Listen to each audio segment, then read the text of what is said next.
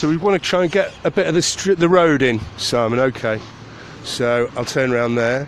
So are we started? Are we rolling? Okay. Hello, everybody. Welcome to Wilmslow Road, Manchester. It's about 5:30 on Monday morning, and we are here to cover an industrial dispute. This road behind me, this is Wilmslow Road. Simon can track me round. This is Wilmslow Road here.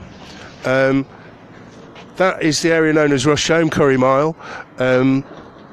Within a couple of miles, well, the city centre is about 3 miles that way.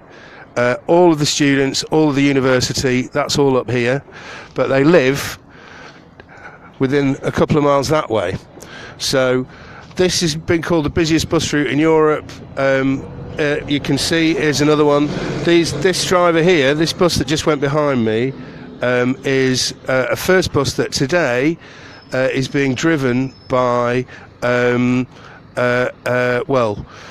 I won't use the word that the strikers are calling them, but they are not locally employed, put it that way, and they've been brought in because these guys over here, the drivers from this depot, are being paid less than any other first bus drivers in the city, and they're in dispute. So we're going to speak to a couple of the guys. We've got a couple of the guys here to speak to, but it's a bit of a shocker. I'm hoping that if you if you use this route, to get into town today or each Monday when the strike's going on, let them know. If you see a first bus driving, they're not using local staff. Okay, I think Howard over here can explain it a bit better to us. If you just bear with us, we've just got to mount the camera on the tripod, and we can find out a bit more about it.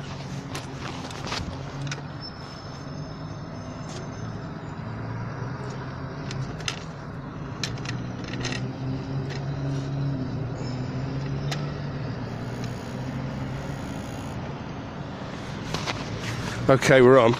So let's just that's it. So here's Howard. Say hello, Howard. Hi, how are you? Good morning. Right, that's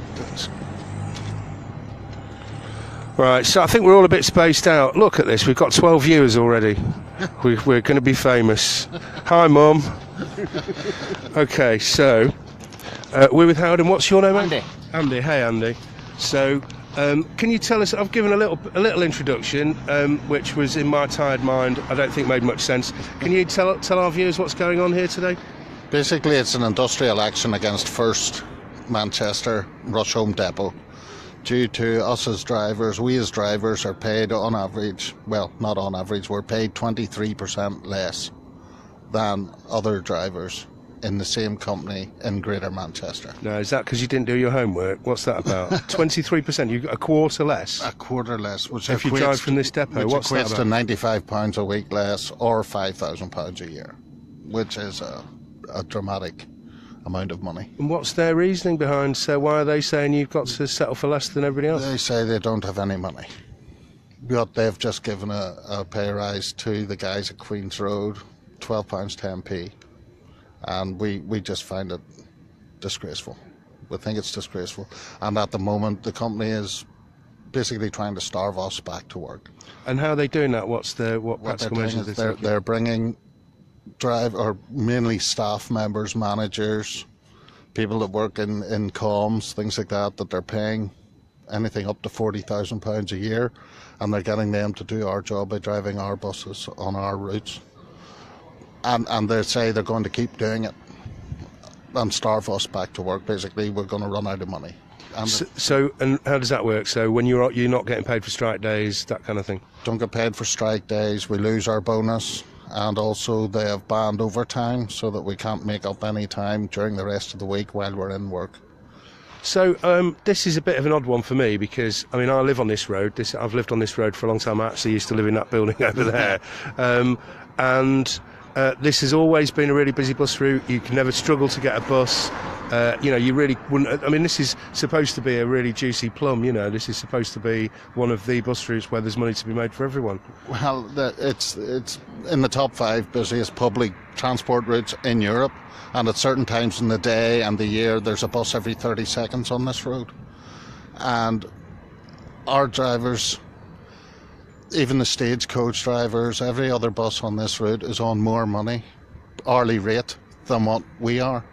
And the company just refuses to even try to move us up even closer. It's disgraceful. They're a big company, though, aren't they? I mean, they're not huge. They're one of the richest companies in Europe. They're a £6 billion company, but they say they have no money to pay the 85 drivers here. The same money as they're paying 1,700 drivers in Greater Manchester. It's bizarre, and they say that it is bizarre. And I mean, this is, I guess. One of the things that's, since deregulation, I mean, I'm old enough to remember pre-deregulation and all that, the orange ones, buses, that is. And I mean, really, there's a battle going on here, isn't there? I mean, there are two bus companies. Well, it's not a bus war anymore. It was at one stage, wasn't it, Andy? But it's not anymore. It was before my time. I'm only here 4 years, but they're still carving it up. I mean, these are cheaper fares. The mayor's now talking about trying to get it a franchise. Yeah, and the franchising, and I think that this is what the company's holding out for. They're trying to figure out what Andy Burnham's going to do, and they don't want to put any more money into it or see, because they only rent the building, they don't own the building. So this is the new Mayor of Greater Manchester, who's going to have some powers over transport. He'll have all the powers in transport. He'll be the one with the budget to pay for the certain routes that they have to run, and of course they're tendered routes. So the company will have to deal with Andy Burnham, so they're waiting to see. He doesn't even know himself as yet what's happening. It's still in the process of being sorted out. Crikey. So, I mean, we're asking people, you're asking people to support you. Yes. But there's a good chance that the resolution of this might lead to them paying higher fares, isn't there? Well, that's very true, although having said that, this road is very much underpriced and has been for many, many years. It's only recently went from £1 a fare, which is... Well, this is what I was getting at, is this, Stagecoach, obviously, we all know, huge, voracious, very hungry company. Very proactive company. Proactive. What an interesting word to use, yes. They're proactive in getting customers on their buses, because that's their business. Yeah. I don't think First are. I think they're reactive, but that's another story, really. Well, but First took over a local bus company, and Stagecoach dropped their fares as a response. First matched that, and that's kind of what's been going on here for a long time, isn't it? I think it was First brought in the pound fare first, wasn't it? Was it? Yeah, and then Stagecoach had to drop, but then they had a wee bit of a tug and war, and then eventually Stagecoach said, look, we're not making any money, make it £1.50. So rather than stay at £1, First went to £1.50 to try to make money as well. But then Stagecoach, being proactive in my eyes, they went to then £2 after 7 o'clock at night. We haven't at First. So we'll see. Well, it looks like, I mean, you've got to stand up for yourselves, haven't you? I mean, later on, you're expecting more people to turn up later on. I mean, well, 5:30 in the morning's a bit early even. Tell me about it. Yeah, but what will... And it's brass monkeys as well. It's it's really cool. But I would say come 8 o'clock, 9 o'clock, we'll have a good lot of people here, I would think. And do you think people get because it's complicated? I mean, this is one of the things about local transport as well, particularly. Yeah. It's a bit boring and it's a bit complicated. Yes. But you think you're managing to engage with people? You think you're going to be... well, but I think we've got good support from the public, because they understand. I mean, 23%, £95 a week, £5,000 a year. People understand that. From a company that's turning over £6 billion. That's a £6 billion company, and they say they've no money. But they've plenty of money to pay hotels, rented cars, people that are getting much more wages than we are to do our job from other depots from all over the country, from Scotland. We're not talked about this yet. So they're bringing in people from all over the country. Over the country. But I mean, we do say. Not drivers. Not drivers, because the drivers are with Unite. So obviously it's a Unite dispute. So they can't bring other drivers. So they're who's using driving? their managers that they're paying 25, 30, 40 grand a year to, who take them away from the job they should be doing, which I think they should be worried about, because if they can afford to be missing from their job, first wouldn't be a bit behind the door and saying, well, we don't need them because we can do without them, if they're doing our job. So it's management that's driving the buses today? Yeah, pretty much. Staff members, management, well, lower and middle management are driving the buses, yeah. Wow. From as far away as Scotland. Bizarre. Gosh. And Scary, really. So you're saying you want to... Well, you think they're going to wait and see which way Andy Burnham's going to go. What message would you have for Andy Burnham, and if by some amazing chance when his insomnia led him to be watching the People's Assembly Against Austerity Facebook Live broadcast? I would say, come down and see us, Andy. We would certainly like to have a chat, and I'd like to hear his thoughts on the situation, because it just seems like we've both dug our heels in at the moment. It's a bit of an impasse. Obviously, it's not good for the company. It's not good for us to be out here. Nobody wants to be out here, but at the same time, we need to have a good standard of living, a better standard of living. Well, we're the People's Assembly Against Austerity. We campaign against, we campaign for decent wages for working people. Yeah. We see it all over the place at the moment. I mean, the university has just caved in. They were sacking loads of people. Again, enormous assets, enormous reserves, no financial requirements to sack people. They had a couple of days on strike, and the university's back down, so that's really good. We're waiting to hear about the postal workers. I mean, their depot is just over there. Oh, of course, yes. Yes, CW building's just over there on Dickinson Road.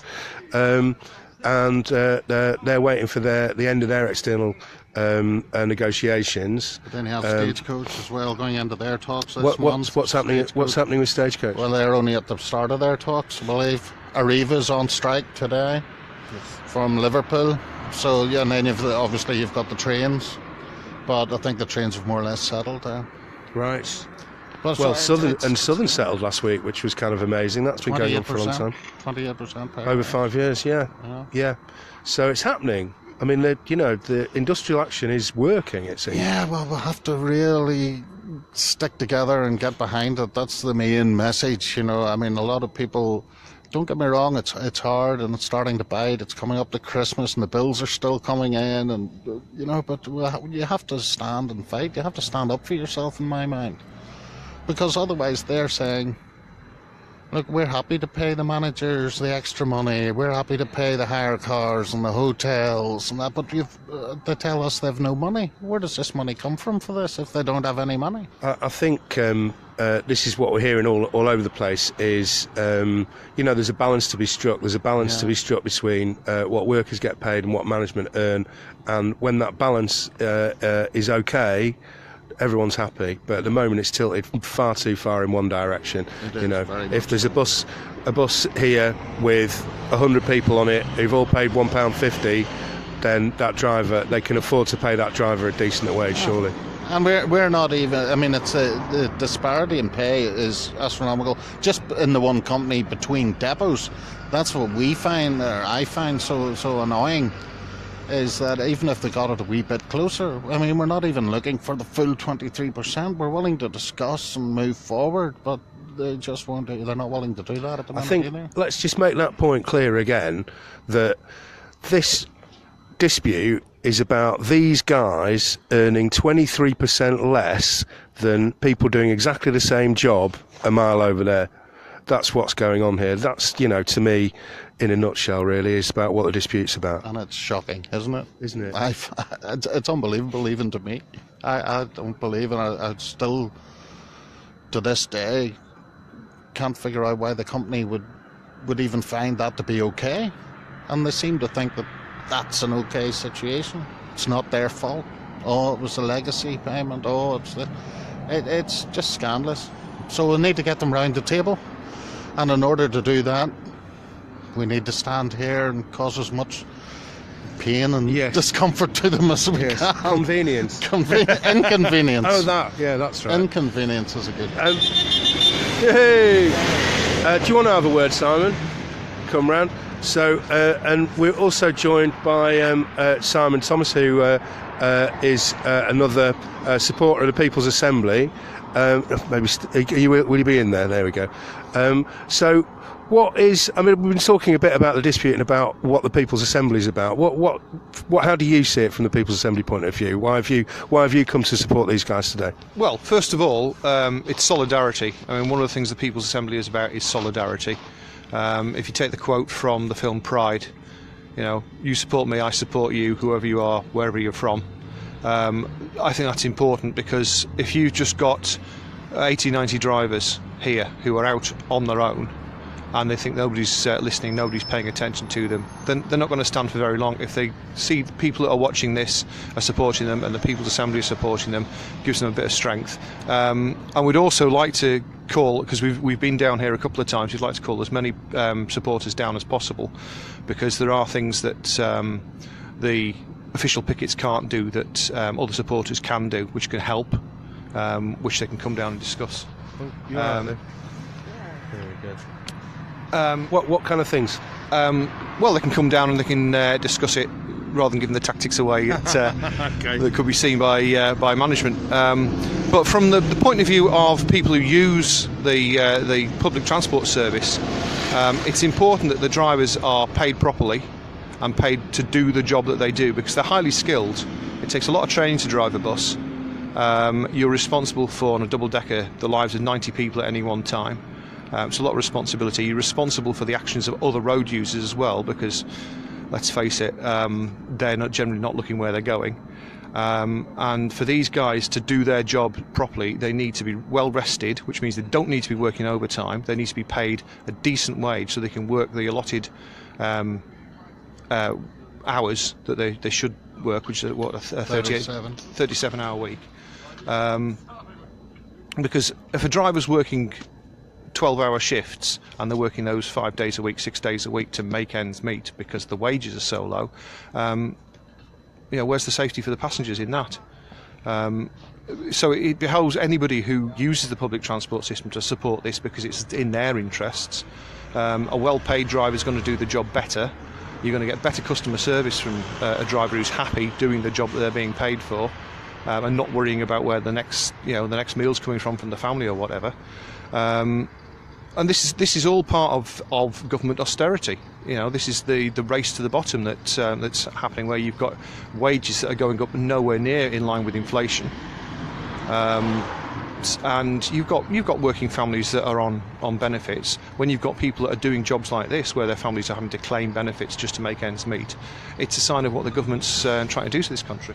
And these are all large companies as well. This is the thing about austerity, is that the money is being spent in the wrong places. It's being taken from the pyramid. It's all going up. Yeah. So. Yeah, there's no trickle down in this economy. I mean, what's your hourly rate for the drivers here? Hourly rate at the moment is £9, 5 pence. Right, and People's Assembly for Austerity are pushing for a £10 an hour minimum wage. Right, we want highly skilled professionals like the bus drivers to be on a lot more than that.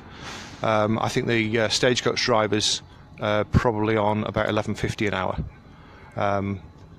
Which, just for drivers that are driving the same route as these guys, that's a massive disparity between two companies, where drivers are doing the same job on the same route. And within the same companies, you see a 23% difference in wages for no reason. They're not trained differently. The drivers at this depot are not less experienced than the drivers at the other depots. It is purely because the company at this depot think they can get away with paying that rate. Okay, nice one, guys. So, if you are on this route today, support the drivers who are out striking. Like I say, it was not quite 6 o'clock, I shouldn't think, and you're here all day. We'll be here all day. And I understand you're going to be here every Monday till the dispute gets settled. every Monday until the dispute gets settled or something else happens. So, Andy Burnham, you know where to find them. All right. Give us a wave, guys. So support the strikers if you pass them today. Okay? Thanks very much.